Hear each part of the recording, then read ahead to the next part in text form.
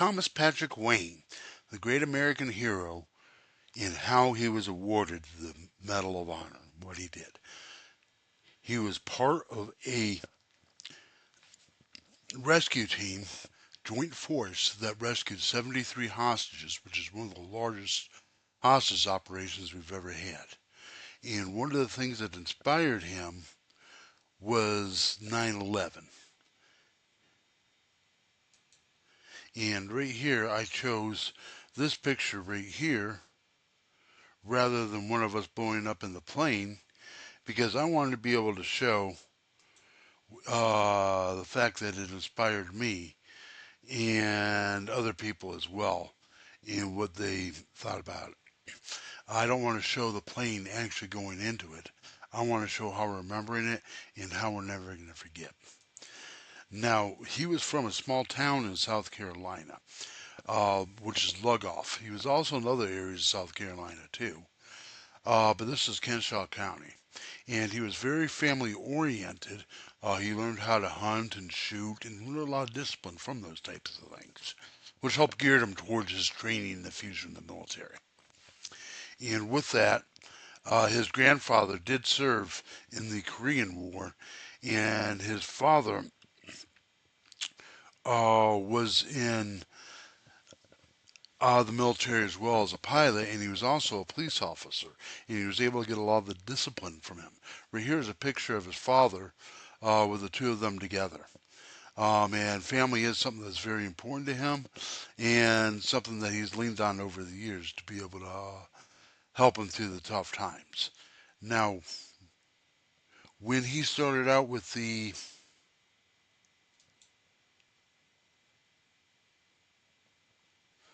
military, he started out as infantryman. Then after that, he moved on to the become a ranger, and then ended up joining the special forces.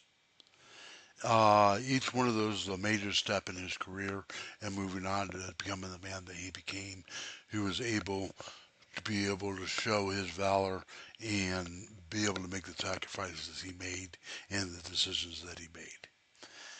Uh, uh, while as in the military, he did earn the Purple Heart. And he came back from the Purple Heart to full health and went back into battle again. And that's where he went in for the joint operation. Let me read to you the citation to be able to explain to you a little bit about what it was. Here, Sergeant First Class Thomas P. Payne distinguished himself by conspicuous gallantry. And I messed that up, didn't I? I was trying to follow along with this yellow marker here. Yeah, a distinguished nighttime hostage rescue. Okay, I think I'm better off not using the marker. Hostage rescue in Kirkuk Province, Iraq, in support of Operation Inherent Resolve. Sergeant Payne led a combat assault team charged with clearing one of two buildings known to house the hostages. With speed, audacity, and courage, he led his team, and they quickly cleared the assigned building, liberating 38 hostages upon his own initiative. Left his secured positions, exposing himself to enemy fire as he bounded across the compound to the other building from which entrenched the enemy forces were engaging his comrades. Sergeant Payne climbed a ladder to the building's roof, which was partially engulfed in flames. In the engaged the enemy forces through a beach pool on the west side of the building. Knowing time was running out for hostages trapped inside the building, Sergeant Payne moved to the main entrance where heavy enemy fire had thwarted previous attempts to enter. He not only risked his own life by bravely entering the building under intense enemy fire, enduring smoke, heat, flames to identify the armored door imprisoned in hostages. Upon exiting, Sergeant Payne exchanged his rifle for bolt cutters and again entered the building, ignoring the enemy rounds impacting the walls around him, and cut the locks on the complex locking mechanisms. His courageous actions motivated the coalition assault team to enter the breach and assist with cutting locks. After exiting to catch his breath, he re-entered the building to make a final lock cuts, freeing 37 hostages. Sergeant Payne then facilitated the evacuation of the hostages, even though ordered to evacuate the collapsing building himself, which is now structurally unsound due to the fire. Sergeant Payne then re-entered the building, and one last time to ensure everyone had been evacuated.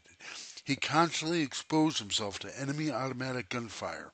Each time he entered the building, his extraordinary heroism and selfless acts were key to liberating 75 hostages during a contested rescue mission that resulted in 20 enemies killed in action. Sergeant First Class Payne's gallantry under fire and uncommon valor are in keeping with the highest tradition of military services and reflect credit upon himself and the United States Special Operations Command and the United States Army. Okay, I am going to go down here and just go over some of the different files in the photo gallery that are here. There it is, President Trump being able to pin the honor on him. And right there's a picture of him in uniform. And right there is another picture of him in uniform. And right here is the presentation. Ah, I was going to show you the honor of him being able to do it, but unfortunately, the video is not playing on that. Let's see if there's any videos in here.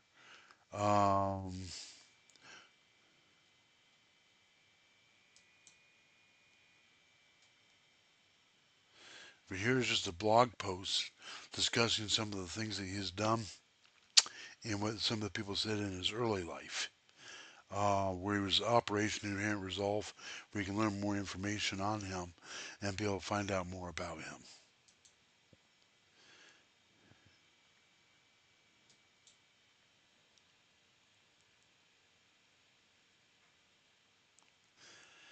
And right here explains how 9/11 was a defining moment for him and what he did. And goes down and shows the same pictures that I showed. Actually, I did not go to these, but these are pretty much the same research pages that I went to without actually going to this page.